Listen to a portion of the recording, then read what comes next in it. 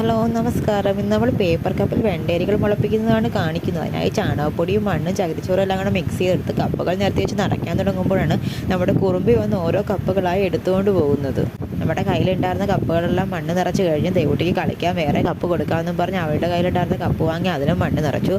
പോട്ടി മിക്സും വിത്തുകളും ഒക്കെ അധികം ഉണ്ടായിരുന്നതിനാൽ പഴയ ദേവുട്ടിയുടെ ഒരു കപ്പ് ഉണ്ടായിരുന്നു, സ്റ്റീൽ കപ്പ്, അതിലും മണ്ണ് നിറയ്ക്കാമെന്ന് കരുതി അതിലും മണ്ണ് നിറച്ചു. ഇത്രയും കപ്പുകളിലാണ് ഇന്ന് മണ്ണ് നിറച്ചത്. ഒക്ര എന്ന ഇനത്തിൽപ്പെട്ട വെണ്ടേരിയാണ് നമ്മുടെ കയ്യിലുള്ളത്. ആദ്യം ഒരു പേപ്പർ കവറും അതിനുള്ളിലായി പ്ലാസ്റ്റിക് കവറിലും ഒക്കെ പൊതിഞ്ഞ് വെൽ പാക്ക്ഡായിട്ടായിരുന്നു നമുക്ക് അരികൾ കിട്ടിയിരുന്നത്. കവറുകളെല്ലാം പൊട്ടിച്ച് അരിയെടുത്ത് ഇത്രയും അരിയായിരുന്നു നമ്മുടെ പാക്കറ്റിൽ ഉണ്ടായിരുന്നത്. ഇനി ഓരോ കപ്പുകളിലായി ഇട്ട് കൊടുക്കാം. എല്ലാ കപ്പുകളിലും നിറച്ച് കഴിഞ്ഞ് കുറച്ചരികൾ ബാലൻസ് ഉണ്ടായിരുന്നു. അപ്പോൾ അത് നമ്മൾ മുമ്പ് അരികൾ പാവൻ ഉപയോഗിച്ചൊന്ന് ചട്ടിയിൽ നിറയ്ക്കാമെന്ന് കരുതി. മണ്ണൊക്കെ ഇളക്കാനായി ചേട്ടൻ തന്നെ ഒരു കമ്പി വശം ഉണ്ടാക്കിയെടുത്തതാണ് ഈ കയ്യിലിരിക്കുന്ന സാധനം.